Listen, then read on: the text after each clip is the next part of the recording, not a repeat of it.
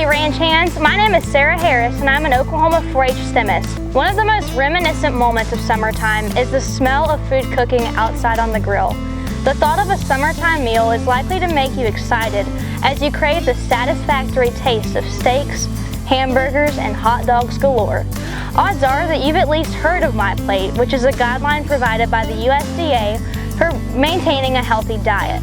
MyPlate suggests that your diet should consist of approximately 30% grains, 40% vegetables, 10% fruits, and 20% protein. One of the easiest ways to satisfy your protein requirements is to consume a healthy serving of meat. Meat derived from livestock animals is packed with amino acids, which help to keep your muscles strong. Protein is also found in virtually all parts of your body. Many cuts of beef, lamb, chicken, pork, and poultry come packed with the 9 essential amino acids suggested for a healthy diet. This makes meat a great source as a complete protein. Eating meat is an easy way to get all the protein you need. When consuming meat, the pink or red color of the cut of meat is where you get your protein from. There are also 3 different types of fat that are found in beef, pork, lamb, and chicken that can help make or break your steak, chop, or even your roast. Marbling is certainly the most important part of a steak. It gives the steak lots of flavor, makes it extra juicy, and prevents the steak from drying out in the cooking process. Looking at the surface of a steak, marbling is the intramuscular flecks of fat that are speckled across the cut. Marbling is a very good indicator of the quality of a cut of meat. Seam fat is the long stretch of stringy, tough, white or yellowish fat in the steak. It makes your steak very hard to eat and very chewy.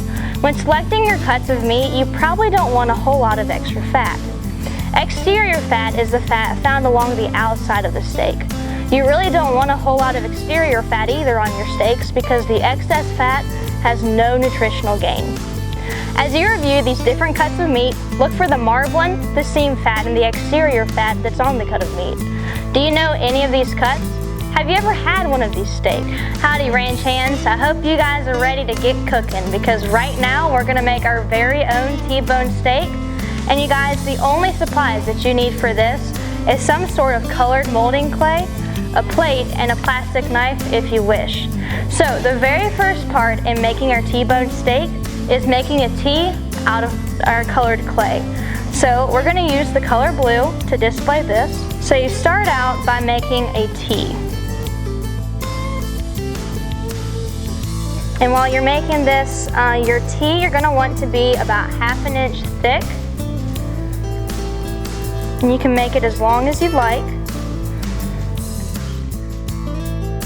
So, do you guys know how the T-bone steak got its name? So, the T-bone that's in the T-bone steak is actually a vertebrae from the animal. And the vertebrae, which comes from the spine, is shaped like a letter T. So for the first step, your T should look a little something like this. So moving on to step 2, now it's time to start making your meat. So using a red colored moldable clay, you're gonna make a heart. And this heart doesn't have to be in a perfect heart shape, just get it somewhat of the like. Don't worry if your heart isn't infallible because once you have your heart-shaped colored clay, you're just gonna rip it in half or cut it in half. So you start from where the heart, right here, and you're just gonna cut it in half, straight down the middle. So your muscle is gonna end up looking a little something like this.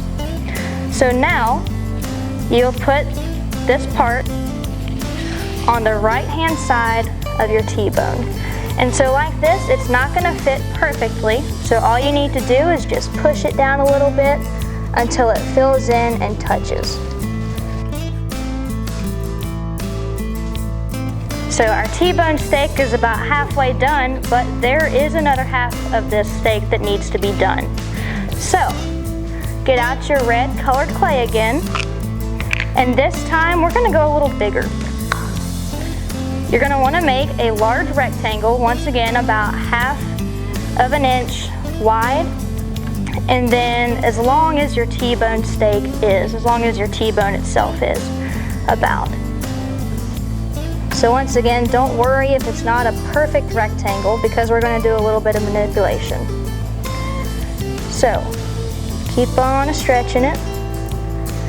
And as soon as you get your plate or your colored clay to about the length that you want it to be, go ahead and stick it on the left-hand side of your T-bone like so. And just like we did with the other half, press it in and mold it to the bone as well as you can. And you're going to want to bevel the very outside edge just a little bit until it touches into the bone of the steak.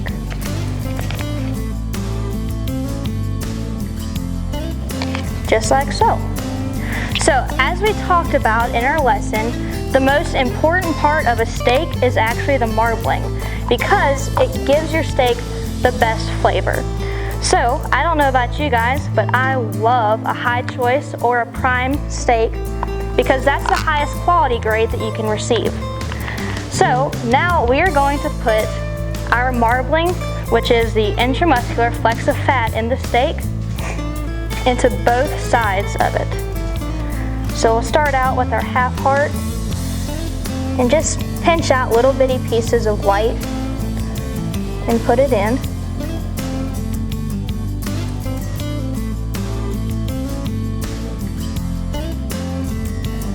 You can add as much marbling or as little marbling as you would like. So keep on adding in some marbling.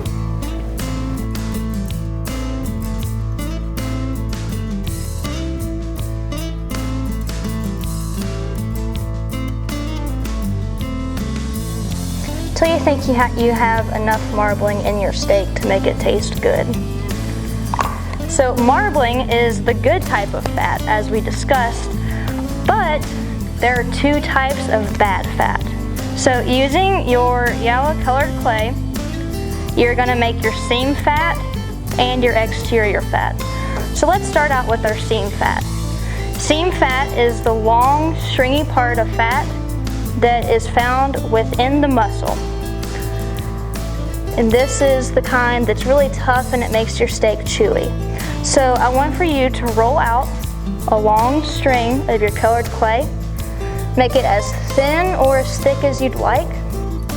And then in this top corner, over here on the side with your rectangle, you're going to place in just a little bit of seam fat.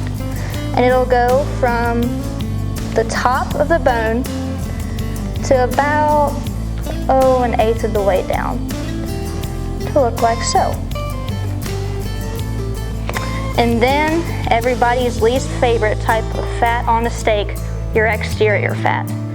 So just like you did your seam fat, you're going to roll out a long piece of colored yellow clay and then fashion it to the exterior part of your rectangle. And it's okay if you don't get it the right length at first. Just go ahead and add some more.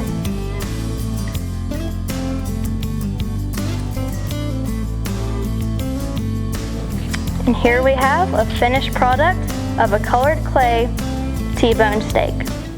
For more information, please go to www.4h.okstate.edu. Thanks, partners.